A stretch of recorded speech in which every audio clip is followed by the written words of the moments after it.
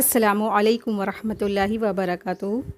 فہم القرآن course class 48 میں آپ سب کو خوش آمدید، اہلاً و سہلاً، مرحبا۔ آج کا ہمارا لیسن ہے سورہ آل عمران کی آیت 21 سے 34 تک کی۔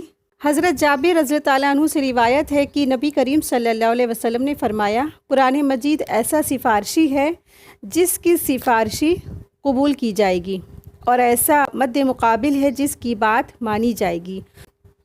تو قرآن مجید ایسا ساتھی ہے جو اللہ سے ہماری سفارش کرے گا، اور قرآن مجید کی بہت فضیلتیں ہیں۔ تو اللہ سبحانہ تعالیٰ سے دعا ہے کہ اللہ تبارک تعالیٰ ہم سب کے حق میں قرآن مجید خوب سفارش کرے اور ہم سب کو جنت الفردوس تک لے کے جائے۔ اور ایک اور حدیث میں آتا ہے کہ آپ اللہ تعالیٰ کہیں گے بندے سے کہ تو پڑھتا جا اور چڑھتا جا، جہاں پہ تیرا جو اختتام یعنی کہ جو ٹھہرے گا وہیں تیرا آخری مقام ہوگا۔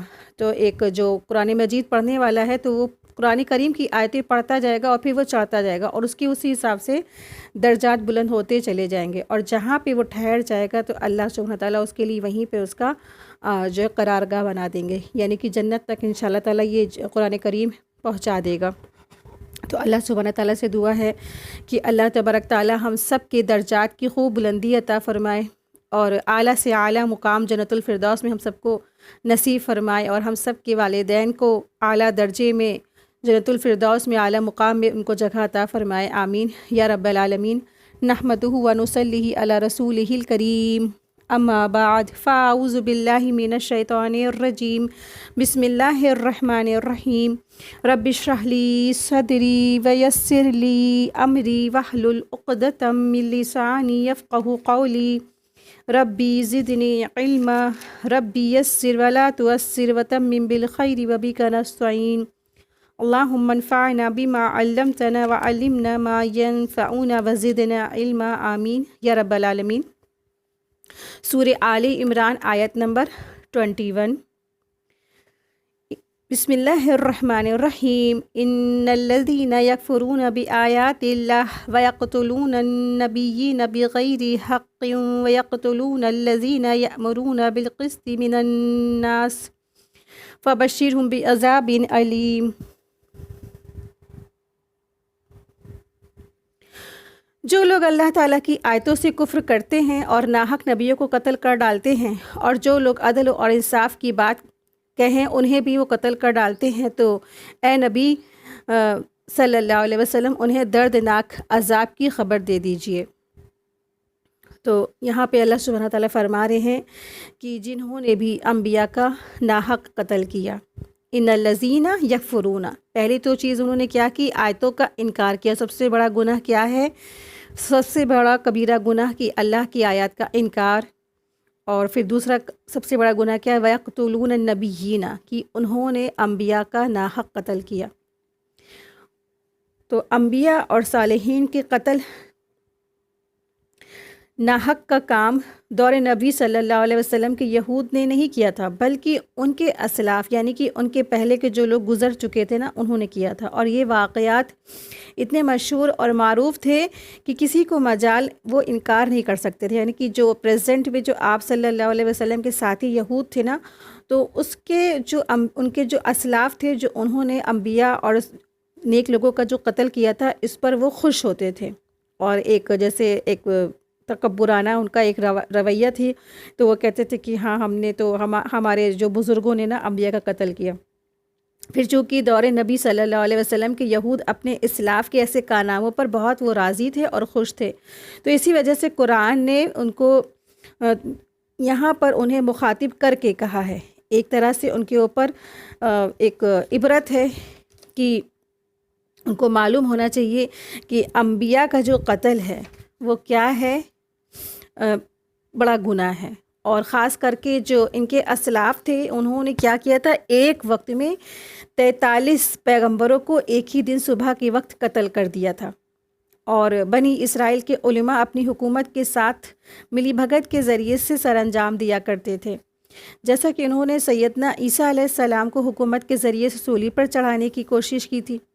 جب یہ لوگ اتنے انبیاء کو قتل کر چکے تو ان کے جو انبیاء کے اتباع کرنے والے ہیں اور اللہ سے ڈرنے والے جو نیک لوگ تھے نا، جب انہوں نے ان کو روکا تو ان صالحین کو بھی انہوں نے قتل کر دیا۔ تو جو صالحین کی جو جماعت تھی وہ کم سے کم 117 لوگ تھے۔ تو اس طرح سے جو وہ لوگ صالحین تھے ان کو بھی انہوں نے بنی اسرائیل نے قتل کر ڈالا۔ پہلے انبیاء کا قتل کیا، اور جب صالحین نے ان کو ان تمام کاموں سے، برائیوں سے روکا، تو پھر شام کے وقت ان کو بھی قتل کر دیا۔ یہ وہ لوگ تھے جو ان کو ایسی بری باتوں سے روکتے تھے نا، کہ یہ اچھے کام کرو، برے کام نہ کرو، تم انبیاء کو کیوں قتل کر رہے ہو، انبیاء تو تمہاری بھلائی کے لیے آئیں۔ اس طرح سے کہ یہ اس طرح سے انہوں نے انبیاء اور نیک لوگوں کا قتل کیوں کیا، کیا وجہ تھی؟ دراصل یہ جو ہے نا انبیاء کے قتل اس لیے کرتے تھے کہ انہوں نے سوچا کہ ہماری سرداریاں، ہماری چودراہٹیں، ہماری پوزیشن، ہمارے جو رتبے ہیں، یہ کہیں نہ کہیں ہم سے نہ چھین لیے جائیں۔ اس وجہ سے یہ دنیاوی مفادات، دنیاوی فائدوں کے چھن جانے کے ڈر سے انہوں نے اپنے انبیاء کا قتل کیا۔ ایک ساتھ 43 پیغمبروں کو انہوں نے ایک ہی دن صبح کے وقت قتل کر دیا، اور شام کے وقت 117 لوگوں کو انہوں نے شام کے وقت قتل کر دیا۔ وہ جو نیک و صالحین تھے، جو وہ اچھائی کا حکم دیتے تھے اور برائی سے روکتے تھے۔ تو انبیاء کا جو قتل ہے نا، وہ بہت بڑا کبیرہ گناہ ہے۔ سیدنا عبیدہ رضی اللہ تعالیٰ عنہ نے ایک دفعہ رسول اللہ صلی اللہ علیہ وسلم سے پوچھا کہ قیامت کے دن سب سے زیادہ سخت عذاب کس کو ہوگا؟ تو آپ صلی اللہ علیہ وسلم نے فرمایا، جس نے کسی پیغمبر کو قتل کیا۔ اچھی بات کہنے والے اور بری بات سے منع کرنے والے نے سیدنا ابو ہریرہ رضی اللہ عنہ نے فرمایا کہ ایک دفعہ آپ صلی اللہ علیہ وسلم نے ہمیں بہت سی احادیث سنائی، ان میں سے ایک یہ بھی تھی کہ اس قوم پر اللہ کا غضب بھڑک اٹھتا ہے جو اللہ کے رسول کو قتل کرے۔ استغفر اللہ نا، بہت بڑا گناہ ہے انبیاء کو قتل کرنا۔ یعنی سب سے زیادہ جو انسانوں پر جس کو فضیلت ہوتی ہے وہ انبیاء ہوتے ہیں، اور انہی کو قتل کر دے تو بہت بڑا کبیرہ گناہ ہے۔ تو یہ جو بنی اسرائیل تھے، انہوں نے کیا کیا تھا؟ یہاں سے بھی ہم سورہ بقرہ میں بھی ہم نے یہود کی جو ہے نا کچے چٹھے پڑھے تھے، اور یہاں پر بھی ان کے تمام برائیاں تھیں، اس میں کچھ نہ کچھ ہم لوگ نے پڑھیں گے، کیونکہ آپ دیکھیں کیونکہ عیسیٰ علیہ السلام کو بھی انہوں نے ہی قتل کی سازش کی تھی۔ ہم لوگ لاسٹ میں انشاءاللہ سورہ آل عمران میں ہی پڑھیں گے، اور یہاں سے پتہ چلتا ہے کہ انہوں نے مسلسل کئی بہت سارے انبیاء کو انہوں نے قتل کیا، اور خود رسول اللہ صلی اللہ علیہ وسلم کو بھی کئی بار جان سے مارنے کی بھی کوشش کی۔ انہوں نے خیبر میں رسول اللہ صلی اللہ علیہ وسلم کو بکری کے جو ان کو شہانے کا گوشت پسند تھا نا، اس میں انہوں نے دنیا کا سب سے پوائزن والا جو زہر ہے وہ ملا دیا۔ اور جیسے ہی رسول اللہ صلی اللہ علیہ وسلم نے لقمہ اپنے منہ میں رکھا اور جبریل امین فوراً آئے اور ان کو خبر دی، لیکن لقمہ انہوں نے منہ میں رکھ لیا تھا نا، فوراً انہوں نے تھوک بھی دیا، لیکن جیسے ہی انہوں نے لقمہ صرف اپنے زبان پہ رکھا تو اس کا جو اثر تھا ان کے اوپر کافی ہو گیا تھا، کیونکہ وہ دنیا کا سب سے شدید اور سب سے زہریلا زہر ان کے بکری میں ملا دیا گیا تھا۔ اس طرح سے یہی نہیں، کئی بار یہود نے رسول اللہ صلی اللہ علیہ وسلم پر جو ہے جان لیوا حملے کیے۔ تو یہ ان کی جو ہے یہی عادت تھی۔ تو اللہ سبحانہ تعالیٰ فرما رہے ہیں کہ ایسے لوگ جو ہے نا پھر جو یہاں پر ایسے کام کرتے جنہوں نے کفر کیا اللہ کی آیات کا اور انبیاء کو قتل کیا اور بغیر کسی حق کے، اور وہ یأمرون بالقسط من الناس، اور وہ لوگ جو عدل انصاف کی بات کہتے ہیں ان کو بھی قتل کر دیا، یعنی کہ جو نیک صالحین اچھے لوگ تھے انہوں نے قتل کر ڈالا۔ تو اے نبی صلی اللہ علیہ وسلم، آپ ان کو کس چیز کی خوشخبری دے دیجئے؟ فبشرہم بعذاب علیم۔ تو یہاں پر اللہ سبحانہ تعالیٰ فرما رہے ہیں کہ ان کو خوشخبری دے دیے بعذاب علیم۔ تو عذاب علیم کی خوشخبری ہے، تو ایک طنز ہے، ایک طنزیہ طور پہ ہے کہ اللہ سبحانہ تعالیٰ فرما رہے ہیں نا عذاب کی تو خوشخبری نہیں ہو سکتی ہے کسی کے لیے بھی نا، وہ تو بہت بڑی دکھ ہے، لیکن اللہ سبحانہ تعالیٰ فرما رہے ہیں ایک ان کو طنز ہے، ایک ان کو ڈانٹ ہے کہ ان کو خوشخبری سنا دیجئے کہ ان کے لیے کیا ہے، آخرت میں تو دردناک عذاب اللہ سبحانہ تعالیٰ نے تیار کر رکھا ہے۔ اولئک الذین حبطت اعمالہم فی الدنیا والآخرہ وما لہم من ناصرین، کہ ان کے اعمال دنیا اور آخرت میں غارت کر دیے گئے۔ آیت 22 دیکھیں، اولئک الذین حبطت اعمالہم فی الدنیا والآخرہ وما لہم من ناصرین۔ ان کے اعمال دنیا اور آخرت میں غارت ہیں اور ان کا کوئی مددگار بھی نہیں ہے۔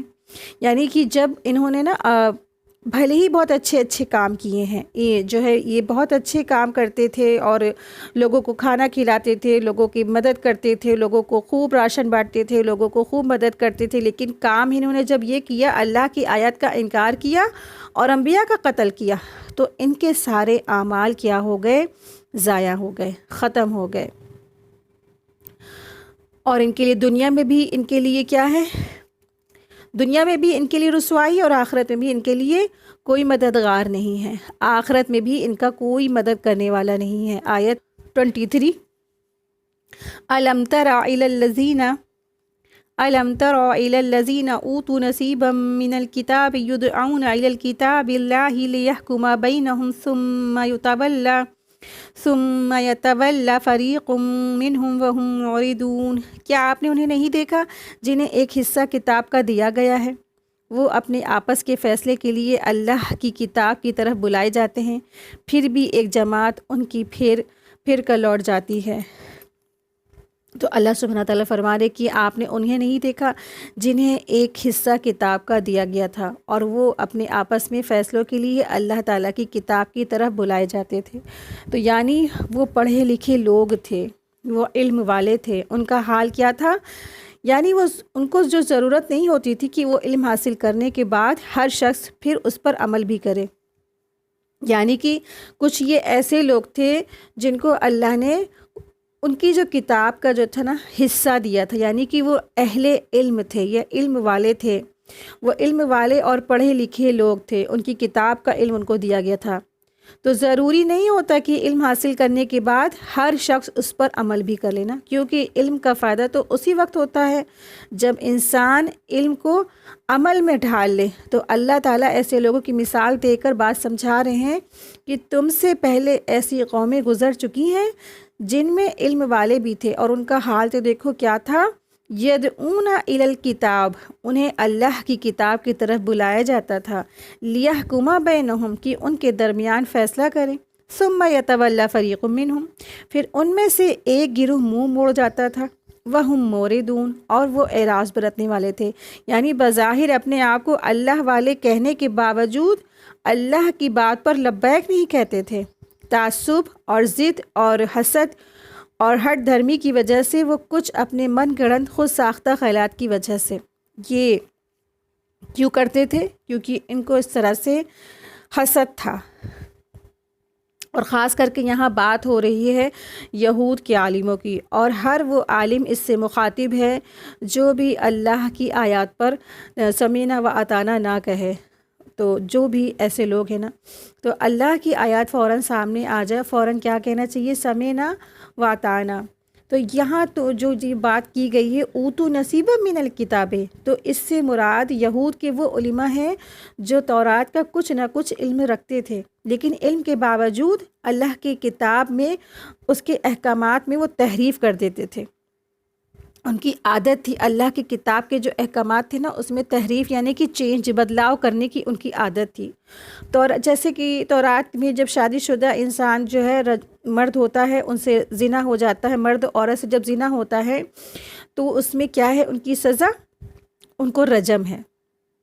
تو پہلے تو ان علماؤں نے یہ کام کیا کہ جب کوئی شریف اور مالدار یا معزز آدمی زنا کرتا تھا تو ان کے مختلف شرعی حیلوں سے اس کی سزا کو ہٹا دیتے تھے، کم نہیں دیتے تھے۔ لیکن جب کوئی کمزور آدمی کمزور ہوتا تھا، معاشرے کا غریب آدمی ہوتا تھا، تو اس پر وہ حد جاری کر دیتے تھے، یعنی کہ اس کو وہ رجم کی سزا دے دیتے تھے۔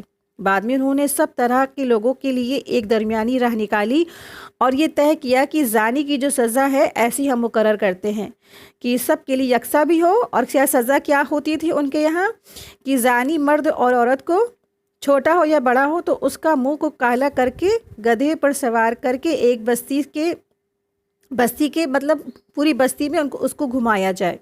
تو اس طرح سے وہ زنا کرنے والے مرد عورت کو یہ سزا دینے لگے خود اپنے من سے، جبکہ ان کی کتاب میں کیا اللہ نے حکم دیا تھا کہ زانی مرد اور عورت کو کیا سزا ہے؟ اس کو رجم کی سزا دی جائے۔ ایک دفعہ دور نبی صلی اللہ علیہ وسلم میں یہ واقعہ ہوا کہ ایک مالدار یہودی نے ایک یہودن سے زنا کیا، اور یہ دونوں شادی شدہ تھے۔ ان کا جو مقدمہ عدالت نبی صلی اللہ علیہ وسلم میں پیش ہوا، اور ان کی غرض یہ تھی کہ شاید اس طرح یہ زانی رجم سے بچ جائیں گے۔ آپ صلی اللہ علیہ وسلم نے یہود کے علماء سے پوچھا، تم اللہ کی کتاب میں ایسے لوگوں کے لیے کیا سزا پاتے ہو؟ تو وہ فوراً کہنے لگے، ہم تو ان کا منہ کالا کر کے انہیں گدھے پر سوار کرتے پھرتے ہیں۔ تو اتنے میں عبداللہ بن سلام جو تھے نا، یہود کے علماء تھے، اور وہ جو ہے اس وقت ایمان لا چکے تھے۔ رسول اللہ صلی اللہ علیہ وسلم سے انہوں نے کہا کہ یہ لوگ جھوٹ کہتے ہیں، انہیں کہتے ہیں کہ اللہ کی کتاب لاؤ، یعنی کہ آپ صلی اللہ علیہ وسلم نے کہا کہ تم جاؤ اللہ کی کتاب لاؤ، تو پھر وہ تورات لے کر آئے۔ پڑھنے والے نے رجم کی آیت پر جب آئی تو وہاں پر ہاتھ رکھ لیا اور آیت رجم کو چھپا دیا۔ تو عبداللہ بن سلام کہنے لگے کہ رسول اللہ صلی اللہ علیہ وسلم ان سے کہیے کہ وہ ہاتھ ہٹائیں، اور اس کے جہاں پہ وہ ہاتھ رکھے وہاں پہ آیت رجم ہے۔ تو اس طرح جب ان کے علماء نے چوری پکڑی گئی تو تورات اس وقت وہ جو ہے ندامت اور شرمندگی سے وہاں سے اٹھ کر کھڑے ہو کر بھاگ گئے۔ تو اس آیت میں اس طرح کے جو یہودی علماء ہیں نا، ان کا کردار بیان ہو رہا ہے کہ، اور آپ دیکھیں کہ مخاطب تو یہود کے علماء ہیں، اور ہر وہ شخص ہے جسے اللہ نے کتاب کا علم دیا ہے۔ اوتو نصیبا من الکتاب، جسے کتاب کا علم دیا گیا ہے، اللہ نے اسے کتاب کا علم دیا ہے، اور پھر وہ کیا کرتا ہے؟ اپنے دنیاوی فائدوں کی خاطر اللہ کے احکامات، اللہ کی آیات کو چھپاتے ہیں۔ تو یہ سارے کے سارے لوگ ہیں، سبھی لوگ اس میں، سارے مسلمان آ جائیں گے اس میں، سب لوگ مخاطب ہیں۔ تو ایسے جو بھی لوگ کرنے والے ہیں تو کیا ہیں؟ تو ان کی یہ صفات ہے، ان کی یہ کوالٹیز ہیں کہ اللہ سبحانہ تعالیٰ فرما رہے کہ آپ نے نہیں دیکھا ان کو کہ اللہ تعالیٰ نے جن کو کتاب کا حصہ دیا تھا، کتاب کا علم دیا تھا، اور جب ان کو بلایا جاتا ہے کتاب کی طرف کہ آؤ تمہیں آپس میں جو ہے اللہ کی کتاب کے حساب سے فیصلہ کر دو، تب جب ان سے کہا جاتا تو پھر وہ کیا کرتے ہیں؟ منہ موڑ کے چل دیتے ہیں۔ اس میں سے ایک گروہ منہ موڑ کر چل دیتا ہے، اور وہ ہے ہی کیا ہیں؟ منہ موڑنے والے۔ وہ تو منہ موڑنے والے ہی ہیں، کتاب کے حساب سے وہ فیصلے نہیں کرتے ہیں، وہ دنیا کو سامنے رکھ کر، دنیاوی مفادات کو سامنے رکھ کر فیصلے کرتے ہیں۔ آپ دیکھیں کہ جو معاشرے کے جو رچ پرسن ہے، جو رچ ہے اور جو بہت زیادہ پیسے والے لوگ تھے نا، ان کو وہ رجم کی سزا نہیں دیتے تھے، اور غریبوں کو وہ رجم کی سزا دے دیتے تھے، یا پھر انہوں نے دوسرا ایک ہیلے سازی اور بہانے سے پھر گدھوں پہ بٹھال کے پھر وہ جو ہے بستی کے چاروں طرف چکر لگوا دیتے تھے، یعنی کہ اللہ کی آیات میں انہوں نے تحریف کر دی تھی، بدلاؤ کر دیے تھے، احکامات کو چینج کر دیا تھا۔ تو اس طرح سے جو لوگ تھے، تو پھر کیا ہے؟ یہ ایسے ان کی کوالٹیز تھی۔ آگے ان کی اور بھی کوالٹیز بتائی جا رہی ہے، آیت دیکھیں، آیت نمبر 24 دیکھیں۔ ذَلِكَ بِأَنَّهُمْ قَالُوا لَن تَمَسَّنَا النَّارُ إِلَّا أَيَّامًا مَّعْدُودَاتٍ وَغَرَّهُمْ فِي دِينِهِم مَّا كَانُوا يَفْتَرُونَ۔ اس کی وجہ سے ان کا یہ کہنا کہ ہمیں تو گنے چنے چند دن ہی آگ جلائے گی، ان کی گھڑی گھڑائی باتوں نے انہیں ان کے دین کے بارے میں دھوکے میں ڈالے رکھا ہے۔ تو یہ یہود جو ان کے اندر کیا تھی؟ ایک سب سے بڑی جو غلط فہمی تھی کہ ان کو یہی غلط فہمی ہو گئی تھی کہ ہمیں تو آگ نہیں چھوئے گی، یا ہمیں آگ چھو لے گی بس چند دن، بس تھوڑے دن کے لیے ہمیں آگ چھوئے گی۔ یا تو یہ سمجھتے تھے کہ جتنے دن ہمارے بزرگوں نے جو 40 رات جب موسیٰ علیہ السلام کوہ طور پر چلے گئے تھے اور 40 رات ہمارے بزرگوں نے بچڑے کی عبادت کی تھی، یا تو اتنے دن ہمیں 40 دن کے لیے بس ہم جہنم میں جائیں گے تو جائیں گے، ورنہ تو کیا ہے؟ ہم تو بس جنت کے ہی مطلب کہ ہمارا زیادہ حقدار ہے ہم، اور ہم اللہ کے لاڈلے ہیں، ہم اللہ کے اسپیشل بندے ہیں، اور ہم اللہ کے چہیتے ہیں۔ تو اس طرح سے یہ جو باتیں تھیں، ان کو اس باتوں نے ان کو دھوکے میں ڈال دیا تھا، ان کے ہی دین میں۔ بتایا جا رہا ہے کہ جو لوگ اس طرح سے دھوکے میں پڑ گئے ہیں تو پھر کیا ہے؟ تو ان کے لیے کیا ہے؟ آخرت میں بہت بڑا نقصان ہے، ان کو کافی نقصان اٹھانے والے ہیں۔ اور آج دیکھیں امت مسلمہ بھی اس طرح سے غلط فہمی میں مبتلا ہو گئی نا. غلط فہمی میں کتنی مبتلا ہے کہ ہم امت محمدیہ ہیں اور رسول اللہ صلی اللہ علیہ وسلم ہماری سفارش کرا لیں گے نا. ہر آج امت محمدیہ کو ہر ایک امتی کو یہی غلط فہمی ہوتی ہے نا، چاہے کام وہ کچھ بھی کر رہا ہو نا، اور اس کو ایک یہی امید ہے کہ رسول اللہ صلی اللہ علیہ وسلم ہمیں بخشوا لیں گے، یا پھر ایک اس کو غلط فہمی یہی سب سے بڑی ہے کہ ہم مسلمان ہیں، مسلمان تو جنت میں ضرور جائے گا نا، اور جتنے بھی غیر مسلم ہیں سب کے سب جہنم میں جائیں گے، ایک مسلمان جنت میں ضرور جائے گا نا. ایک غلط فہمی سب سے بڑی یہ ہے. مسلمان حقیقی مسلمان نہیں ہے. حقیقی مسلمان کیا ہے؟ جس نے قرآن و سنت کو فالو کیا، جس نے توحید پر وہ ڈٹا رہا، جس نے رسول اللہ صلی اللہ علیہ وسلم کی زبردست اتباع کی، قرآن و سنت کو بجا لایا احکامات کو نا، تو پھر وہ مسلمان مراد ہے نا. یہ مسلمان نہیں صرف اور صرف رمضانی مسلمان یا جمعے کے مسلمان یا پھر بس آپ بڑے کا گوشت کھانے والے مسلمان، اس طرح کے مسلمان مراد نہیں ہے. مسلمان کیا ہے؟ جو توحید پر ڈٹا رہے، جو قرآن و سنت کو فالو کرتا رہے، جو امر بالمعروف اور نہی عن المنکر کا فریضہ سر انجام دیتا رہے. تو اس طرح سے آج امت مسلمہ کو بھی اس طرح کے خیالات نے دھوکے میں ڈالا ہے، اور اس سے قبل جو بنی اسرائیل تھے ان کو بھی اسی طرح دھوکے ہوئے تھے کہ ہم تو کیا ہے، ہم تو اگر جہنم میں جائیں گے تو بس گنتی کے چند دن، یا تو پھر اللہ سبحانہ تعالیٰ کے ہم تو چہیتے ہیں، ہم تو لاڈلے ہیں، یا تو ہم کو آگ بس گنتی کے چند دن چھوئے گی نا. اس طرح سے ان کو بھی غلط فہمی ہو گئی تھی. آیت 25 فَكَيْفَ إِذَا جَمَعْنَاهُمْ لِيَوْمٍ لَا رَيْبَ فِيهِ وَوُفِّيَتْ كُلُّ نَفْسٍ مَا كَسَبَتْ وَهُمْ لَا يُظْلَمُونَ. پس کیا حال ہوگا جب ہم انہیں اس دن جمع کریں گے جس کے آنے میں کوئی شک نہیں ہے، اور ہر شخص اپنا اپنا کیا پورا پورا دیا جائے گا، اور ان پر نہ ظلم کیا جائے گا. بہت ڈراوے والی آیت ہے. اور یہاں پہ جس دن کی بات ہو رہی ہے وہ قیامت والے دن کی بات ہو رہی ہے، جب قیامت قائم ہوگی اور اللہ سبحانہ تعالیٰ سب کو جمع کریں گے، اور جو قیامت کے آنے میں کوئی شک نہیں ہے، اور ہر انسان کو اپنی کمائی کا پورا پورا بدلہ دے دیا جائے گا. اس پر کوئی بھی ظلم نہیں کیا جائے گا، ذرا برابر بھی کوئی بھی کسی پر ظلم نہیں کیا جائے گا. اور جس نے رائی کے دانے کے برابر بھی نیکی کی ہوگی، اللہ سبحانہ تعالیٰ اس کو اس کے نیکیوں کے پڑلے میں لا کے رکھ دیں گے. اور جس نے ذرہ برابر بھی کوئی گناہ کیا ہوگا تو اللہ تبارک تعالیٰ اس کو بھی لا کے اس کے گناہوں کے پلڑے میں رکھ دیں گے. کوئی بھی اللہ سبحانہ تعالیٰ کسی پر بھی ظلم نہیں کرے گا. تو آپ دیکھیں کہ کتنا ویسی آیت ہے نا کہ ڈرنے کی چیز ہے. یعنی آیت اس طرح کی آیتیں کہ وہ دن جس میں آنے میں کوئی شک نہیں ہے نا. اور آپ دیکھیں تو سب سے پہلی جو چیز ہے اس میں کہ انسان اپنا موت کو بھول جاتا ہے. تو جس کی موت آ گئی اس کی قیامت واقع ہو گئی. اور ہم سب کیا ہے، اکثریت کا کیا حال ہوتا ہے، اپنی موت کو بھلائے رہتا ہے. اور جب موت کو بھلائے رکھتا ہے تو دنیا ہی کے انسان کیا ہے، دھوکے میں پڑا رہتا ہے، خاص کر کے اپنی موت کو بھول جاتا ہے.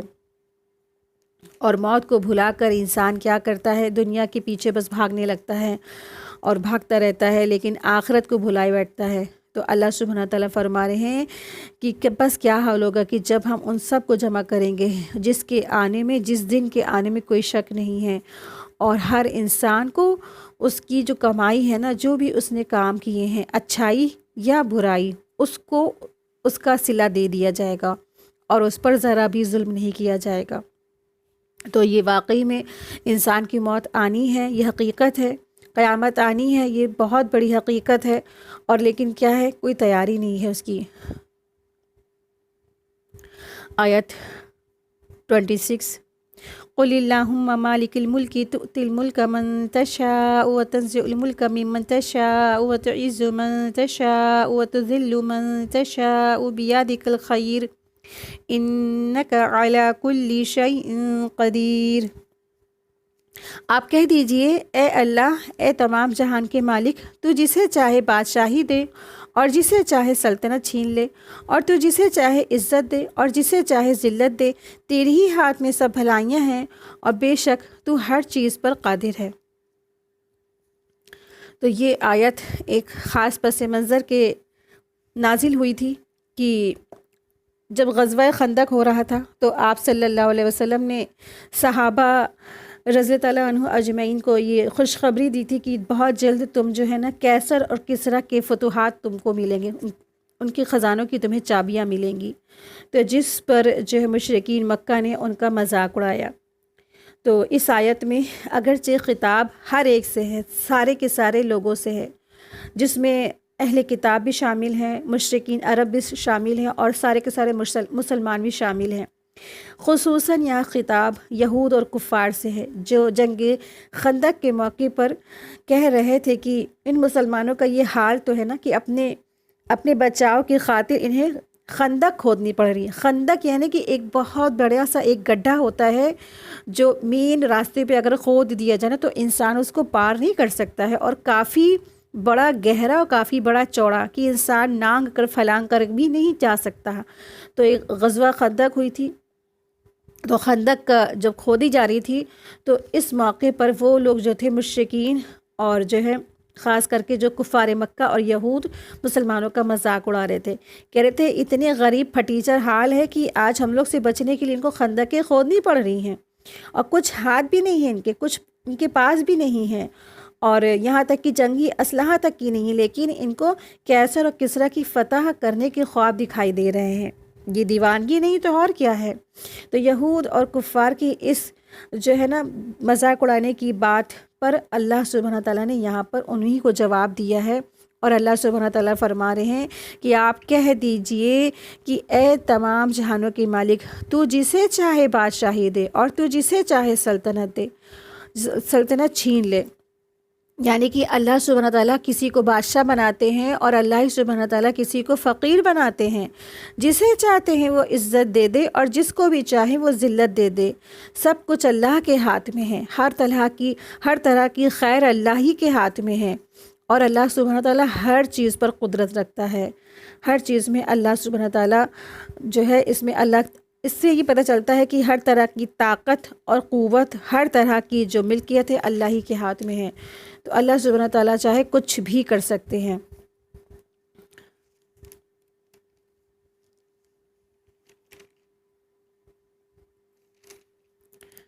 آیت 27، تولج اللیل فی النہار وتولج النہار فی اللیل وتخرج الحی من المیت وتخرج المیت من الحی وترزق من تشاء بغیر حساب۔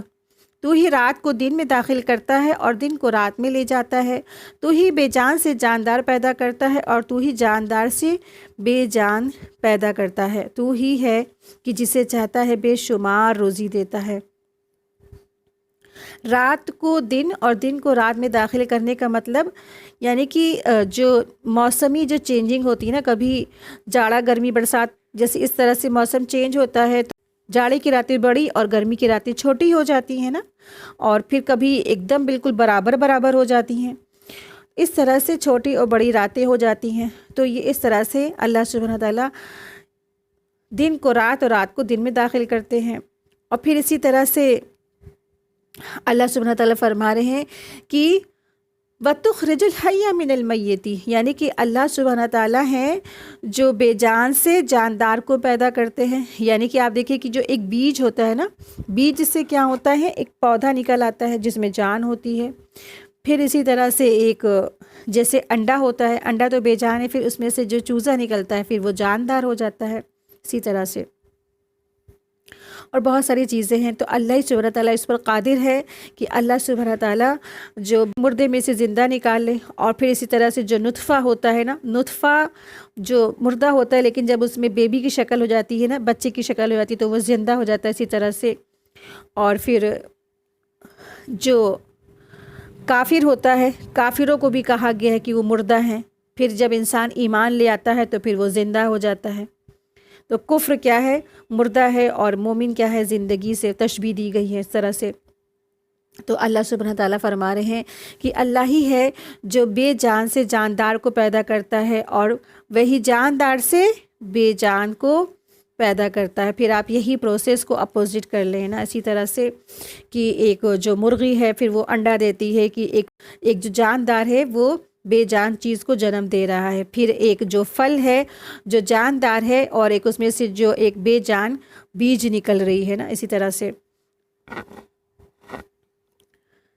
اور ایک حدیث سے پتہ چلتا ہے، ایک روایت میں آتا ہے کہ حضرت معاذ رضی اللہ عنہ نے نبی کریم صلی اللہ علیہ وسلم سے اپنے اوپر قرض کی شکایت کی، تو آپ صلی اللہ علیہ وسلم نے فرمایا تم یہ آیت قل اللہم مالک الملک، جو سورہ آل عمران کی ابھی پڑھی ہم نے، یہ دونوں آیتیں تو یہ پڑھ لیا کرو۔ اور ایک اور دوسری روایت میں بھی آتا ہے یہ ایسی دعا ہے کہ تم پر اگر احد پہاڑ جتنا بھی اگر قرض ہوگا تو اللہ تعالیٰ اس کی ادائیگی کا کام تمہارے لیے انتظام فرمائیں گے۔ تو یہ کسی کے اوپر بھی اگر قرض ہے، پہاڑ جیسا بھی اگر قرض ہے، تو انشاءاللہ تعالیٰ اس کے پڑھنے سے وہ قرض بھی ادا ہو جائے گا، غیب سے اللہ تعالیٰ انتظام کر دیں گے۔ تو آیت 26 اور آیت 27 سورہ آل عمران کی آیت ہے۔ آیت دیکھیں، آیت 28، لا يتخذ المؤمنین الکافرین اولیاء من دون المؤمنین ومن يفعل ذلك فلیس من اللہ فی شیء الا ان تتقوا منهم تقاہ ویحذرکم اللہ نفسہ وإلی اللہ المصیر۔ مومنوں کو چاہیے کہ ایمان والوں کو چھوڑ کر کافروں کو اپنا دوست نہ بنائیں، اور جو ایسا کرے گا وہ اللہ تعالیٰ کی کسی حمایت میں نہیں مگر یہ کہ ان کے شر سے کسی طرح بچاؤ کا مقصود ہو، اور اللہ تعالیٰ خود تمہیں اپنی ذات سے ڈرا رہا ہے اور اللہ تعالیٰ ہی کی طرف لوٹ کر جانا ہے۔ یہاں اللہ سبحانہ تعالیٰ نے خاص پھر احکامات دیے ہیں جو ہم لوگ پچھلی آیتوں میں بھی پڑھ چکے ہیں، اور یہاں پر بھی اللہ تبارک تعالیٰ نے فرمایا ہے کہ کس طرح سے جو ہے جو کفار ہوتے ہیں، کفر کرنے والے لوگ ہوتے ہیں نا، ان سے مسلمانوں کو دوستی نہیں کرنی ہے۔ لا يتخذ المؤمنین الکافرین اولیاء، یعنی کہ مومنوں کو چاہیے ہے کہ وہ ایمان والوں کو چھوڑ کر کافروں کو دوست نہ بنائیں۔ اور ہمارے آج معاشرے میں کیا ہے نا، اسی کے بالکل اپوزٹ ہو رہا ہے، ایمان والوں کو چھوڑ رکھا ہے، مسلمانوں کو چھوڑ رکھا ہے، اور کیا کن سے دوستی کر رکھی ہے؟ کفاروں سے، ہے نا۔ تو لیکن کیا کرنا ہے؟ ایمان والوں کو چھوڑ کر کافروں سے دوستی نہیں کرنی ہے۔ اور اولیاء جو ہے ولی کی جمع ہے، ولی ایسے دوست کو کہتے ہیں جس سے دلی محبت اور خصوصی تعلق ہو، یعنی کہ کافروں سے دیکھیں یہ نہیں کہا جا رہا کہ دشمنی کرو، لیکن ان سے ایسی دوستی کرنے کو منع کیا جا رہا ہے جسے دلی دوستی کہتے ہیں، جیسے اللہ سبحانہ تعالیٰ نے بتایا تھا نا سورہ بقرہ میں آیت 257 میں اللہ تبارک تعالیٰ نے فرمایا تھا کہ اللہ ولی الذین آمنوا یخرجہم من الظلمات الی النور، کہ اللہ تعالیٰ ایمان والوں کو دوست ہے، ولی ہے، اور وہ ان کو اندھیروں سے نکال کر اجالے کی طرف لے کے جاتا ہے۔ تو جیسی جو محبت وہاں سے مثال ہے دی گئی نا، کہ ایسی محبت کہ جس میں انسان اپنے راز سارے شیئر کر لے اور دلی محبت کرے، تو کفار سے ایسی دوستی کرنے کو منع کیا جا رہا ہے۔ اللہ تعالیٰ نے یہاں اہل ایمان کو اس بات سے سختی سے منع فرمایا ہے کہ وہ کافروں کو اپنا دوست نہ بنائیں، کیونکہ کافر اللہ کے بھی دشمن ہے اور جو ہے اہل ایمان کے بھی دشمن ہیں، یعنی کہ مسلمانوں کے بھی دشمن ہوتے ہیں۔ تو پھر ان کو دوست بنانے کا جواز کس طرح ہو سکتا ہے نا؟ اس لیے اللہ تعالیٰ نے اس مضمون کو قرآن میں بہت سی جگہ پر بار بار وضاحت کے ساتھ بیان فرمایا ہے، تاکہ جو اہل ایمان ہے نا، کافروں کی موالات یعنی کہ دوستی اور ان کی خصوصی تعلق قائم کرنے سے گریز کرے، یعنی کہ جو کافروں سے موالات نہیں کیا جا سکتا، یعنی کہ موالات موالات کے معنی ہوتے ہیں ان سے دلی دوستی اور ہم راز، یعنی کہ سارے کے سارے دل کے راز، اسلام کے راز، اپنے گھر کے راز نہیں شیئر کیے جا سکتے، پرسنلی راز نہیں شیئر کیے جا سکتے ہیں، اور ان سے دلی دوستی نہیں کی جا سکتی۔ موالات یعنی کہ بہت دلی گہری دوستی نہیں کی جا سکتی، ہاں لیکن حسب ضرورت ان سے کیا کرے جا سکتے ہیں؟ مصلحات کیا جا سکتا ہے، ان سے تجارتی لین دین کیا جا سکتا ہے، ان سے مدارات کیا جا سکتا ہے۔ جیسے مدارات یعنی کہ جب وہ آپ کے گھر میں آئیں گے تو ان کو آپ نا ناشتہ وغیرہ، چائے ناشتہ، خاطرداری وغیرہ کریں گے، تو ان کی اس طرح سے خاطر مدارات بھی کر سکتے ہیں، ان کے ساتھ تجارت یعنی کہ بزنس کا لین دین بھی کیا جا سکتا ہے۔ پھر ان کے ساتھ جو ہمدرد کا جو ہوتا ہے ایک بیمار پرسی، موت مٹی وغیرہ، اس طرح سے بھی کیا جا سکتا ہے، لیکن وہ ایسے کافروں کے ساتھ کیا جا سکتا ہے جو مسلمانوں کی دشمن نہ ہو، لیکن تو ایسے جو کافر ہیں ان کے ساتھ حسب ضرورت انسان ایسا معاملات کر سکتا ہے کہ ان سے جو ہے اچھا اخلاق دکھائے، ان کے اوپر جب پریشانی مصیبت ہے تو ان کی مدد بھی کر سکتے ہیں، ہیلپ بھی کر سکتے ہیں۔ لیکن خاص کر مومن کو دوستی آپس میں محبت ہے نا، ایسی دوستی نہیں کر سکتے ہیں۔ تو اللہ تبارک تعالیٰ نے منع فرمایا۔ کیوں منع فرمایا ہے؟ کیا وجہ ہے؟ کیونکہ وہ کیا کرتے ہیں؟ اللہ کے ساتھ شریک ٹھہراتے ہیں، اللہ کے ساتھ غیروں کو کہتے ہیں کہ یہ بھی کیا ہے، ہمارے جو ہے نا ہمارے معبود ہیں، ہمارے الہ ہیں، ہمارے جو ہے ہم ان کی عبادت کرتے ہیں، یہ ہمارے ولی ہیں، یہ ہمارے فلاں دیوتا ہے نا۔ تو اللہ سبحانہ تعالیٰ کو بالکل نہیں پسند یہ اللہ کو چھوڑ کر کسی اور کی عبادت کی جائے نا، کیونکہ وہ حقیقی وہی مالک ہے۔ اللہ کے سوا کوئی اور ہستی ہے ہی نہیں دنیا میں، وہی ایک اکیلا ہے، واحد لا شریک لک ہے، اس کے سوا کوئی اور ہستی ہے ہی نہیں۔ تو یہ جتنے بھی انہوں نے انبیاء کا پیغامات بھی ٹھکرایا، ساتھ ہی ساتھ رسولوں کا بھی انکار کیا، اور پھر اپنے ہی دین میں اپنے ہی جو ایک جھوٹا جو قسم کا جو ایک دین تھا اس پہ ہی وہ ڈٹ گئے، تو پھر ایسے لوگوں سے اللہ سبحانہ تعالیٰ نے کہا ہے کہ ایسے لوگ سے تم دوستی مت کرو۔ آپ دیکھیں کہ دوستی ایسے لوگوں سے خاص کر کے کیوں منع کی گئی ہے۔ آپ دیکھیں کہ دوستی کی مثال نا بتائی گئی ہے، بچپنے سے ہم سب پڑھتے چلے آ رہے ہیں کہ جب ایک شخص ہے نا، اگر وہ کوئلے کی خان میں جائے گا نا، تو کوئلے کی خان میں جا کر کے جب وہ واپس لوٹے گا نا، تو ایسا ہو نہیں سکتا نا کہ اس کے کپڑوں پر کہیں کالخ نہ لگی ہو، کہیں گندگی نہ لگی ہو۔ اور پھر ایک شخص ہے نا، اگر وہ شخص اگر ایک پرفیوم والے کی شاپ پہ جائے گا اور پھر وہاں سے وہ لوٹے گا، تو ایسا ہو نہیں سکتا کہ اس کی خوشبو نہ لگی ہو۔ تو مثال سامنے ہے کہ ایک ایسے لوگوں سے دوستی کرنے سے کیا انجام ہوگا نا، کہ ان کے جیسا بھی ہونے کا خطرہ ہو سکتا ہے، اور ہو سکتا ہے یہ آخرت میں دلیل بھی بن جائے کہ اللہ تعالیٰ کی میرے پاس یہ ہر وقت آتی تھی، ہر بات کہتی تھی، لیکن کبھی بھی آپ کا ہمیں پیغام نہیں پہنچایا۔ تو پھر آپ ان کو یہ جیسے پیغام پہنچانے کا حق ویسے پہنچائیں، ان کو حق بات بتا دے، سچ بات پہنچا دے، اور دوسری چیزیں پھر جب آپ کی بات نہ مانے تو پھر آپ کنارہ کش ہو جائیں۔ تو اللہ تبارک تعالیٰ نے کافروں سے دوستی کرنے کو یہاں منع فرمایا ہے۔ بس ایک شرط پہ اجازت دی ہے کہ جب یہاں پہ اللہ سبحانہ تعالیٰ فرما رہے ہیں نا، کسی حمایت میں نہیں مگر یہ کہ ان کے شر سے کسی طرح بچاؤ کا مقصد ہو۔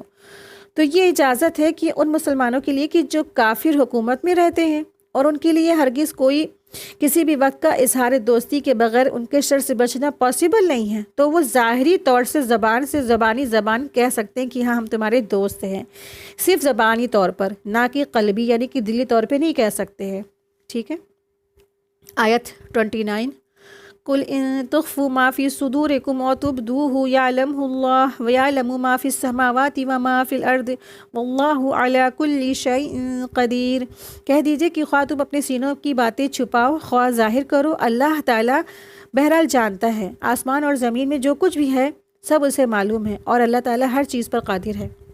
یعنی تم جو کہتے ہو کہ ہاں ہمیں کافروں سے دوستی نہیں ہے، ہم تو صرف ظاہری طور پر دوستی کرتے ہیں، یا تم اس دوستی کو چھپا رہے ہو، تو کل ان کن اللہ سبحانہ تعالیٰ فرما رہے کل ان تخفوا ما فی صدورکم، یعنی کہ خواہ تم اپنے سینوں میں وہ باتیں چھپاؤ خواہ ان کو ظاہر کرو، اللہ تو جانتا ہے کہ تم نے کس کے دل میں، اپنے دل میں کس کے لیے کتنی زیادہ ہمدردیاں پال رہی ہیں، کتنی دوستیاں پال لی ہیں، کتنا کیا کس سے تمہارے تعلقات ہیں نا۔ اللہ تبارک تعالیٰ تو ہر چیز جاننے والا ہے، کیونکہ اللہ سبحانہ تعالیٰ ہر چیز سے باخبر ہے۔ آسمان اور زمین میں جو کچھ ہے نا، سب کی سب نقل حرکت پر اس کی نظر ہے، ہر چیز وہ جانتا ہے۔ آیت 30، یوم تجد کل نفس ما عملت من خیر محضرا وما عملت من سوء تود ان بینها وبینہ امدا بعیدا وَيُحَذِّرُكُمُ اللَّهُ نَفْسَهُ وَاللَّهُ رَؤُوفٌ بِالْعِبَادِ۔ جس دن ہر نفس اپنی کی ہوئی نیکیوں اور اپنی کی ہوئی حرکتوں برائیوں کو موجود پا لے گا، آرزو کرے گا کہ کاش اس کے اوپر برائیوں کے درمیان بہت ہی دوری ہو گئی ہوتی۔ اللہ تعالیٰ تمہیں اپنی ذات سے ڈرا رہا ہے، اور اللہ تعالیٰ اپنے بندوں پر بڑا مہربان ہے۔ تو یہاں پہ اللہ سبحانہ تعالیٰ فرما رہے ہیں کہ جس دن ہر نفس، ہر شخص، ہر انسان اپنی کی ہوئی نیکی کو نا، اپنی کی ہوئی برائی کو سامنے پا لے گا تو پھر وہ آرزو کرے گا کہ اس کی اور اس کی برائیوں کے درمیان نا دوری ہو، بہت زیادہ بعید ہو، بہت بڑی دوری کر دی جائے۔ تو انسان اپنی برائیوں کو دیکھ کر انسان پچھتائے گا اور سوچے گا کہ آج میرے اور میرے گناہوں کے درمیان بہت زیادہ دوری کر دی جائے کہ ہم دیکھ ہی نہ سکے کہ میں نے کتنی برائیاں کی ہیں۔ اور اللہ سبحانہ تعالیٰ فرما رہے ہیں کہ جو شخص، ہر شخص کو اس دن اس کا جزا ملنے والی ہے جو بھی آج وہ کر رہا ہے۔ جیسے مثال کے طور پر جب ایک کسان، ایک نارمل انسان ہے، سب لوگ پلاٹنگ کرتے ہیں، تو جب بھی کوئی انسان جو ہے ایک ایلو ویرا کا درخت لگاتا ہے، ایلو ویرا بو رہا ہے یا نیم کا درخت بو رہا ہے، تو پھر اگر وہ امید کرے کہ اس سے میٹھے میٹھے پھل ہمیں ملیں گے، یا ہمیں سنترے ملیں گے، یا ہمیں انگور میٹھے تازے یا کھجور ملیں گے نا، تو یہ پاسبل نہیں ہے نا، کیونکہ بویا تو اس نے نیم کا درخت، بویا تو اس نے ایلو ویرا کا کڑوا درخت، تو اب اس سے امید ہو سکتی کہ وہ اس سے نکلے گے میٹھے میٹھے تازے اور رسیلے پھل؟ تو امپاسبل ہے نا۔ تو یہاں پہ جب انسان نے برائیاں جتنی بھی کی ہیں نا، تو آخرت میں اس کو اس کی جو ویسی اس کو اس کی جزا ملے گی۔ تو ہر شخص نے جس نے بھی جو برائیاں کی ہیں نا، اس کو اس کی جزا ملے گی۔ تو جب اپنی برائیوں کا انبار لگا دیکھے گا ہر شخص، تو وہ کہے گا کہ کاش میرے جو ہے نا اور میرے عمل کے درمیان دوری ہوتی بہت زیادہ، بہت زیادہ، اللہ تعالیٰ اس میرے برائیوں کو، میرے گناہوں کو مجھ سے دور کر دیتا۔ تو لیکن اس سے کیا وہ گناہ دور کرے جائیں گے نا؟ سوال ہی نہیں اٹھتا۔ تو آج وہ وقت ہے، آج وہ ابھی ٹائم ہے کہ اپنی برائیوں کو، اپنے گناہوں سے اللہ سے ہم معافی مانگ لیں، کیونکہ کل قیامت کے دن کیا ہے؟ یوم الحسرہ ہے، حسرت کا دن ہے۔ ہر شخص، ہر انسان اس دن حسرت کرے گا۔ کافر حسرت کریں گے، اور جو ہے شرک کرنے والے حسرت کریں گے، اور ایمان والے بھی حسرت کریں گے۔ سارے کے سارے لوگ حسرت کریں گے۔ کافر اور مشرکین حسرت کریں گے، کاش ہم نے رسول کی بات مان لی ہوتی، کاش ہم نے اللہ کے ساتھ کسی کو شریک نہ ٹھہرایا ہوتا۔ اور پھر مسلمان کیا حسرت کریں گے کہ کاش ہم نے اور نیکیاں کر لی ہوتی، تو آج ہمارے درجات اور بلند ہو گئے ہوتے۔ تو ہر انسان کو اس دن حسرت ہوگی قیامت کے دن، اور خاص کر کے جس کے نامہ اعمال میں سی برائیاں ہیں نا، تو وہ تو کہے گا کہ کاش جو ہے آج کا دن ہوا ہی نہیں ہوتا، کاش میں مٹی بن جاتا، کاش میں پورے کی پوری میں مٹی بن کے ختم کر دی جاتی، کاش یہ قیامت واقع نہیں ہوتی۔ اس طرح سے جو ہے جو گنہگار لوگ ہیں اس طرح سے آرزویں کریں گے۔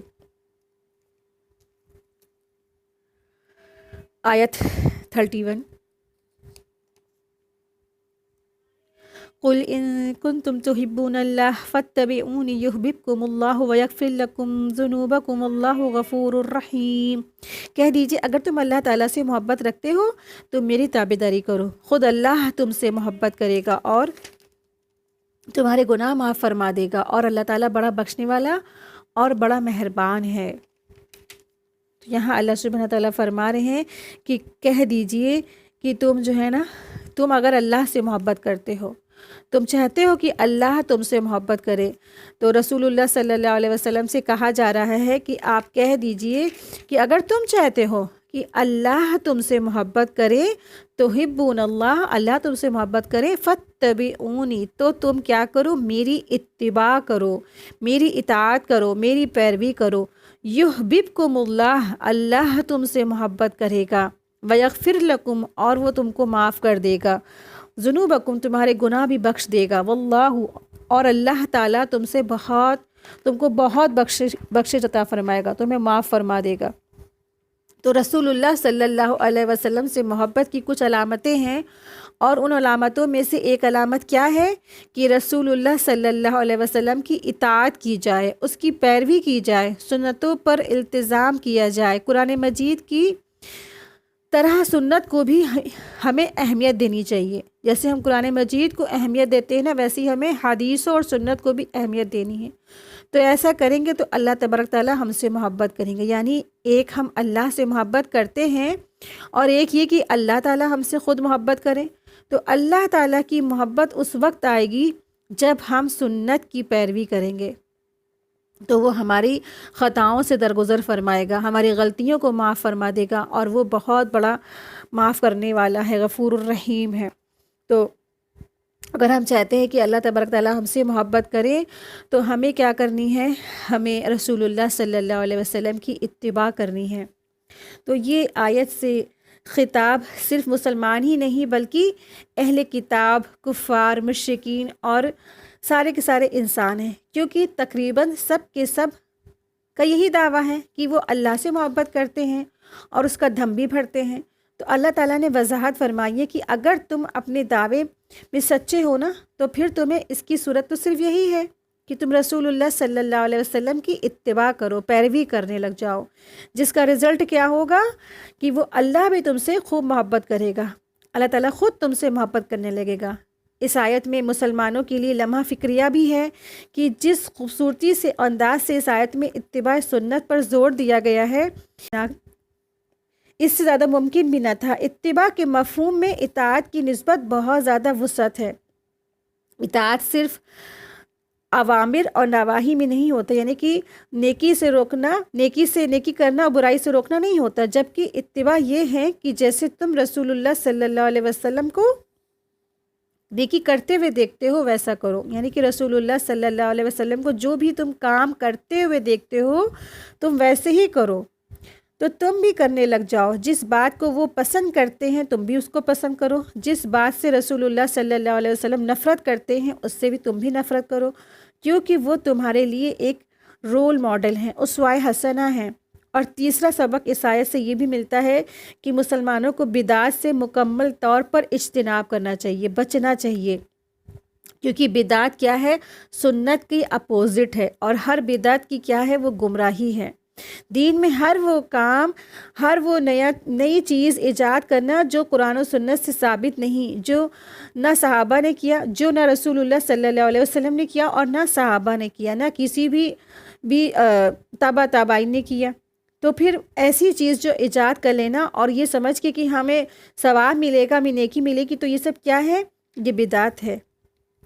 تو ان سے بچنے کی بہت سخت ضرورت ہے، اور ہر بدعت کیا ہے؟ گمراہی ہے، اور گمراہی کہاں لے جائے گی انسان کو؟ نار، آگ میں لے جائے گی۔ تو رسول اللہ صلی اللہ علیہ وسلم کی اتباع کریں، اور اسی سے پتہ چلتا ہے کہ ہمیں اگر اللہ کی محبت چاہیے تو پھر ہمیں کیا کرنا ہے؟ رسول اللہ صلی اللہ علیہ وسلم کی اتباع کرنی ہے۔ اور اتباع سنت میں کیا ہے؟ روز ڈیلی کی اگر آپ دیکھیں تو کم سے کم 1000 سنتیں ہیں۔ تو یہ نہیں کہا جا رہا کہ 1000 کی سنتیں آپ فوراً ایک ہی دن میں آپ سب کر ڈالیں، دھیرے دھیرے ہیبٹ ڈالیں، دھیرے دھیرے کی آپ دیکھیں آدھے سے زیادہ ہم لوگ سنتیں فالو ہی کرتے ہی ہیں الحمدللہ، کھانا پینا، اٹھنا بیٹھنا لیٹنا۔ لیکن اگر آپ اور زیادہ اگر سنتوں کو فالو کریں گے نا، تو اگر ہم سنتوں کو فالو کرتے چلے جائیں گے تو پھر ہمیں اللہ کی محبت ملے گی، اور رسول اللہ صلی اللہ علیہ وسلم جس چیز سے محبت کرتے تھے اس سے ہم بھی محبت کریں، جس چیز سے وہ ناپسند کرتے تھے اس کو ناپسند کریں۔ اور آپ دیکھیے رسول اللہ صلی اللہ علیہ وسلم کی زندگی کا مشن کیا تھا نا؟ علم حاصل کرنا۔ علم حاصل کیا، پہلے ان کو اللہ تعالیٰ نے علم دیا، ان کے اوپر قرآن مجید کا نزول ہوا، اللہ کی کلام پاک ان پر نازل ہوئی، اور پھر کیا تھا ان کا سب سے بڑا مشن کہ لوگوں کو بات پہنچانا ہے نا۔ وہ بشیر تھے، وہ نذیر تھے، لوگوں کو آگاہ کرنے والے تھے، اور اسی فکر میں وہ گھلے جاتے تھے کہ کیسے لوگوں کو پیغام دیں اور وہ کیسے لوگ مان جائیں اور ایمان لے آئیں، لوگ جہنم سے بچ جائیں۔ گھلے جا رہے تھے آپ صلی اللہ علیہ وسلم کہ کس طرح سے لوگوں کو جہنم سے بچا لیا جائے۔ تو رسول اللہ صلی اللہ علیہ وسلم کی پریشانی اور مصیبت کو اور اتنے غم کو دیکھ کر اللہ تبارک تعالیٰ نے کہا کہ آپ اتنا زیادہ مت گھلیے، آپ نا لوگوں کو بس بات پہنچا دیں، آپ کا کام نہیں ہدایت دینا کہ آپ کسی کو ہدایت دے دیں۔ رسول اللہ صلی اللہ علیہ وسلم بہت غم زدہ ہوتے تھے کہ بس ان کا بس یہی مشن تھا کہ بس بات پہنچا دینا، لوگوں کو بات آگاہ کر دینا۔ تو رسول اللہ صلی اللہ علیہ وسلم کی اتباع کریں، سنتوں کو فالو کریں۔ اس سے یہ بھی پتہ چلتا ہے کہ قرآن کے ساتھ ساتھ کیا ہمیں فالو کرنا ہے؟ حدیث رسول کو بھی فالو کرنا ہے۔ اور آپ کو پتہ ہے کہ ایک فرقہ ایسا اٹھا ہے جو کہتا ہے صرف جو کچھ ہے ہمیں لینا ہے قرآن ہی سے لینا ہے، کیونکہ حدیث کو ہم نہیں لیتے، کیونکہ حدیث میں بہت بدلاؤ ہو گیا ہے۔ تو حدیث کا وہ لوگ ریجیکشن کر دیتے ہیں، تو ریجیکٹ کرنے والے جو لوگ ہیں وہ صرف قرآن کو لیتے ہیں اور حدیثوں کو نہیں مانتے ہیں۔ تو معاذ اللہ استغفر اللہ، لیکن ہمیں کیا کرنا ہے؟ ہمیں قرآن کو بھی لینا ہے اور حدیثوں کو بھی لینا ہے۔ قرآن اور سنت جب بھی کوئی انسان تھام لے گا نا تو وہ گمراہ نہیں ہوگا۔ رسول اللہ صلی اللہ علیہ وسلم کی آخری نصیحت تھی، کی وصیت بھی تھی کہ تم کبھی گمراہ نہیں ہو سکتے، تم نے اگر کیا چیز تھام لی؟ قرآن اور سنت کو۔ اور اللہ سبحانہ تعالیٰ جب ہم اور آپ اور ہم سب جو بھی اللہ کے رسول سے محبت کریں گے اور اللہ کے رسول صلی اللہ علیہ وسلم کی اتباع کریں گے اور سنتوں کو فالو کریں گے، حدیث کو فالو کریں گے، تو پھر کیا ہوگا؟ اللہ ہم سے محبت کرے گا اور اللہ ہمارے گناہوں کو بخش دے گا، ہم سب کی مغفرت کر دے گا۔ کیونکہ وہ بہت زیادہ مغفرت اور بخشش کرنے والا ہے۔ آیت 32، قُلْ اطیعوا اللَّهَ وَالرَّسُولَ فَإِن تَوَلَّوْا فَإِنَّ اللَّهَ لَا يُحِبُّ الْكَافِرِينَ، کہہ دیجئے کہ اللہ تعالیٰ اور اس کے رسول کی اطاعت کرو، اور اگر یہ منہ پھیر لیں تو بے شک اللہ تعالیٰ کافروں سے محبت نہیں کرتا ہے۔ تو یہاں کہا جا رہا ہے کہ تم کس کی اطاعت کرو؟ اللہ کی اطاعت کرو اور رسول کی اطاعت کرو، اور اگر یہ منہ پھیر کر لوٹ جائیں، منہ پلٹ جائے اپنے لے کر کے، تو پھر کیا کرو؟ تو اللہ تعالیٰ بے شک ایسے لوگوں سے خود محبت نہیں کرتا ہے۔ لا یحب الکافرین، اللہ کافروں سے محبت نہیں کرتا ہے۔ تو اللہ سبحانہ تعالیٰ فرما رہے ہیں کہ آپ کہہ دیجئے کہ اللہ سے اور اس کے رسول کی اطاعت کرو، اللہ کی اطاعت کرو اور رسول کی اطاعت کرو، اطاعت اللہ اور اطاعت رسول۔ تو یہ جو جب حکم آتا تھا تو کیا کرتے تھے صحابہ فوراً سمیعنا واطعنا کہتے تھے۔ عبداللہ بن مسعود رضی اللہ عنہ کہتے ہیں کہ ہم رسول اللہ صلی اللہ علیہ وسلم کے ساتھ ہوتے تھے تو آپ صلی اللہ علیہ وسلم کو کسی بھی معاملے میں صرف ایک مرتبہ حکم کی ضرورت پیش آتی تھی اور ہم فوراً اس کو بجا لاتے تھے۔ صحیح بخاری کی حدیث 2964۔ آپ دیکھیں کہ عبداللہ بن مسعود کہتے ہیں کہ ہم رسول اللہ صلی اللہ علیہ وسلم کے ساتھ ہوتے تھے تو آپ کو کسی بھی معاملے میں صرف ایک مرتبہ حکم ضرورت پیش آتی تھی، یعنی کہ ایک بار وہ حکم دیتے تھے اور وہ کیا ہے؟ فوراً بجا لاتے تھے۔ جسٹ ونس، یعنی کہ صرف ایک بار وہ کہتے تھے اور صحابہ فوراً بجا لاتے تھے، کہتے تھے لبیک، یس سر، اس طرح سے نا۔ آپ دیکھیے کہ جب بھی قرآن مجید کا حکم آئے یا سنت سے کوئی بھی حکم ہمیں پتہ چلے تو ہمیں بھی کیا کہنا ہے نا؟ لبیک، ہے نا؟ لبیک یا اللہ ہم راضی ہیں آپ کی ہر بات پہ، ہم حاضر ہیں آپ کے ہر حکم پر۔ تو جب انسان اللہ کی اطاعت کرے گا، رسول کی اطاعت کرے گا، تو پھر کیا ہوگا نا؟ تو رزلٹ بتا دیا، اللہ کی محبت ہمیں ملے گی، اللہ کی رضا ہم کو ملے گی۔ تو اس آیت میں اللہ تعالیٰ کی اطاعت کے ساتھ ساتھ اطاعت رسول کی بھی بہت زیادہ تائید کی گئی ہے۔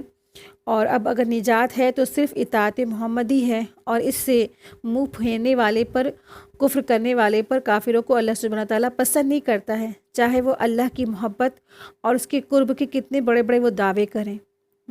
اس آیت سے یہ بھی ہے کہ جو حدیث کے جو منکرانے ہیں، جو حدیث کے منکر ہیں نا، حدیث کو نہیں ماننے والے جو لوگ ہیں، تو اتباع رسول صلی اللہ علیہ وسلم سے گریز کرنے والے دونوں کے لیے سخت وعید ہے، کیونکہ دونوں ہی اپنے اپنے انداز سے ایسا رویہ اختیار کرتے ہیں کہ جیسا کہ کفر کے تعبیر کیا گیا ہے۔ جو بھی حدیث کا انکار کرنے والے ہیں اور جو بھی جتنے بھی اللہ سے محبت کا دعویٰ کرنے والے جو لوگ ہیں، اگر تم اللہ سے محبت کرتے ہو تو تم رسول کی اتباع کرو، اور اللہ سبحانہ تعالیٰ یہاں حکم دے رہے ہیں کہ اطاعت کرو اللہ کی اور اطاعت کرو رسول کی۔ پھر اگر وہ منہ پھیر لیں تو بے شک اللہ تعالیٰ منہ پھیرنے والوں کو پسند نہیں کرتا، کفر کرنے والے سے محبت نہیں کرتا ہے نا؟ بتا دیا گیا، ان دونوں آیتوں میں پتہ چل گیا کہ اللہ کن سے محبت کرے گا؟ رسول کے اتباع کرنے والے کی۔ جو رسول کی اتباع کرے گا تو اللہ ان سے محبت کرے گا، اور جو اللہ اور رسول کی اطاعت نہیں کرے گا تو پھر اللہ تعالیٰ ایسے کافروں سے محبت نہیں کرتا ہے۔ آیت 33، ان اللہ اصطفى آدم ونوحا وآل ابراہیم وآل عمران علی العالمین، بے شک اللہ تعالیٰ نے تمام جہانوں کے لیے لوگوں میں سے آدم علیہ السلام کو اور نوح علیہ السلام کو اور ابراہیم علیہ السلام کے خاندان اور عمران کے خاندان کو منتخب فرما لیا ہے۔ تو اس آیت میں اللہ تبارک تعالیٰ نے آل عمران کے علاوہ مزید 3 خاندانوں کا تذکرہ کیا ہے جن کو اللہ تعالیٰ نے اپنے وقت میں جہانوں پر فضیلت عطا فرمائی تھی۔ ان میں سب سے پہلے آدم علیہ السلام ہیں جنہیں اللہ تعالیٰ نے اپنے ہاتھوں سے بنایا تھا اور اس میں اپنی طرف سے روح پھونکی تھی، اور انہیں سارے اسماء یعنی کہ ناموں کا علم بھی دیا تھا، سارے فرشتوں سے انہیں سجدہ بھی کروایا تھا، اور ان کو جنت میں جو ہے رہنے کی جگہ بھی دی تھی نا۔ تو اللہ سبحانہ تعالیٰ نے آدم علیہ السلام کا یہاں ذکر کیا، اور دوسرے جو ہے نوح علیہ السلام ہیں، انہیں آدم ثانی بھی کہا جاتا ہے، اور وہ اللہ سبحانہ تعالیٰ نے نوح علیہ السلام کو رسول بنا کر بھیجا، اور جب لوگوں نے اللہ کے چھوڑ کر بتوں کو اپنا معبود بنا لیا، اور پھر نوح علیہ السلام نے ان کے بھی 950 سال تبلیغ کا کام کیا، لیکن سوائے چند لوگوں کے کوئی بھی ایمان نہیں لایا۔ بالآخر نوح علیہ السلام کی دعا سے اور اہل ایمان کے سوا سارے کے سارے لوگ پانی میں، طوفان نوح میں غرق کر دیے گئے۔ تیسرے جن کا یہاں پہ ذکر ہے ابراہیم علیہ السلام، آل ابراہیم کو یہ فضیلت عطا کی اللہ تبارک تعالیٰ نے کہ ان میں جو ہے مسلسل انبیاء کا جو سلسلہ ہے وہ قائم رہا، مسلسل انبیاء انہی کے ہی نسل سے آتے رہے، حتیٰ کہ رسول اللہ صلی اللہ علیہ وسلم بھی اسماعیل علیہ السلام کی ہی نسل سے ہوئے۔ تو یہ 3 جو گھرانے تھے، 3 جو خاندان تھے، اللہ تبارک تعالیٰ نے ان کو چن لیا۔ بے شک اللہ تبارک تعالیٰ نے تمام جہان والوں کے لیے آدم علیہ السلام کو اور نوح علیہ السلام کو، ابراہیم علیہ السلام کے خاندان کو اور عمران کے خاندان کو منتخب کر لیا ہے۔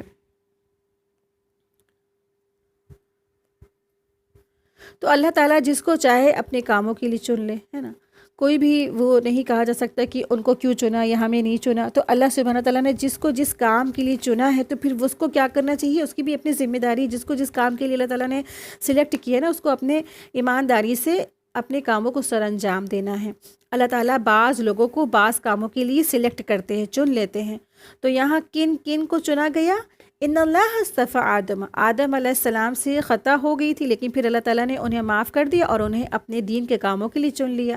نوح علیہ السلام کو چن لیا گیا، اور آل ابراہیم علیہ السلام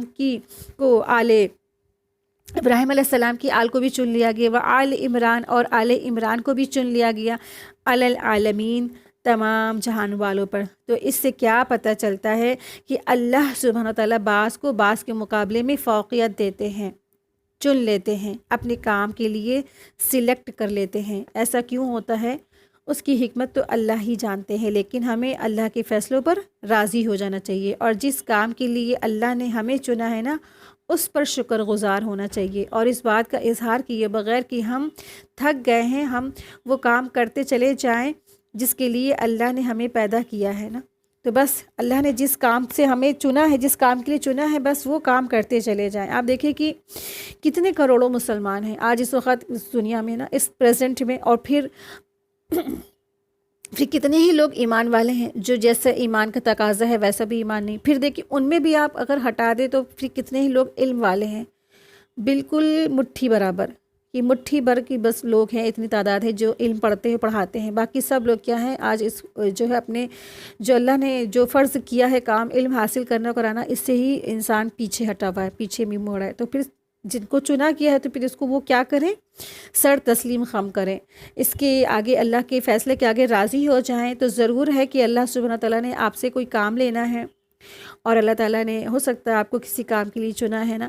یہ مت سوچا کرے کہ میری ایج تو اتنی ہو گئی، اب میں کیسے کروں گی، میں تو کیا، اب کچھ بھی نہیں۔ آپ دیکھیں کہ رسول اللہ صلی اللہ علیہ وسلم پر جو نبوت کا سلسلہ کب ہوا نا، ان کی 40 سال کی عمر تھی۔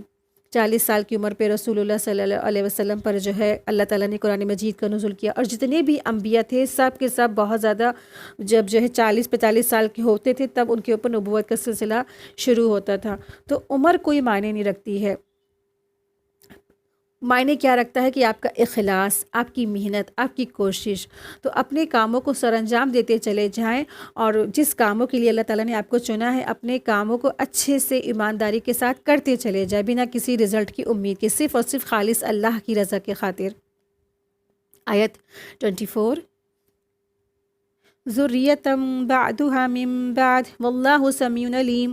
کیا یہ سب آپس میں ایک دوسرے کی نسل سے ہیں، اور اللہ تعالیٰ سنتا ہے اور جانتا ہے۔ تو یہ جتنے بھی رسول تھے اور آدم علیہ السلام کے نسل سے سارے کے سارے آپ دیکھیں کہ انبیاء آئے، پھر نوح علیہ السلام کے جو آدم ثانی تھے انہی کے نسل سے سارے انبیاء آئے، پھر ابراہیم علیہ السلام کی نسل سے سارے انبیاء آئے، پھر یہ سب کیا تھے، ایک دوسرے کی نسل سے ہی آگے ہے نا۔ تو اسی طرح سے یہ سب کے سب جو ہے ایک دوسرے کی نسل سے ہی تھے، اور اللہ سبحانہ تعالیٰ خوب سننے والا اور جاننے والا ہے۔ وآخر دعوانا ان الحمد للہ رب العالمین۔ سبحانک اللہم و بحمدک اشہد ان لا الہ الا انت استغفرک و اتوب الیک۔ السلام علیکم ورحمۃ اللہ وبرکاتہ۔ جزاک اللہ خیرا۔